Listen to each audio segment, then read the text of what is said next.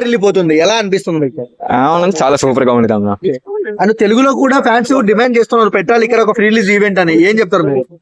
ఏం చెప్తాం, మన ఆలోచనకి సూపర్ గా ఎక్కే సామని ఫ్రెండ్స్ చేసిందిగా అది. అంటే రిలీజ్ అయిన సాంగ్స్ అండ్ ఎలా అనిపిస్తుంది ఆ క్రేజ్?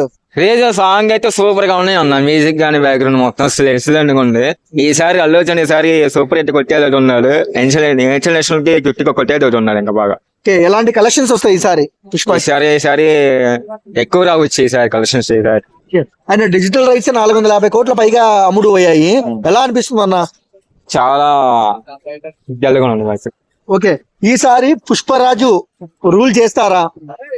చేస్తారు పక్కా రోజు. ఓకే అన్న, ఇప్పుడు మనము మామూలు చూస్తున్నాం అన్న, అల్లు అర్జున్ మంచి క్రేజ్ వస్తుంది గ్లోబల్ లెవెల్లో. సరే పుష్ప రిలీజ్ కు థియేటర్ లో ఎలాంటి రచ్చ ఉండబోతుంది?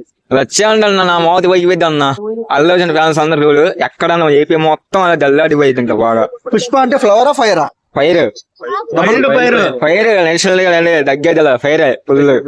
నిప్పు నిప్పు నిప్పు అసలు చలిమంటలు వేసుకున్న నిప్పే. ఇప్పుడు చలికాలం వస్తుందిగా, చలికాలం అంటే నిప్పు అక్కడ అది. కొంతమంది ట్రోల్ చేస్తారు సినిమాని, వాళ్ళకి ఏం చెప్తావు?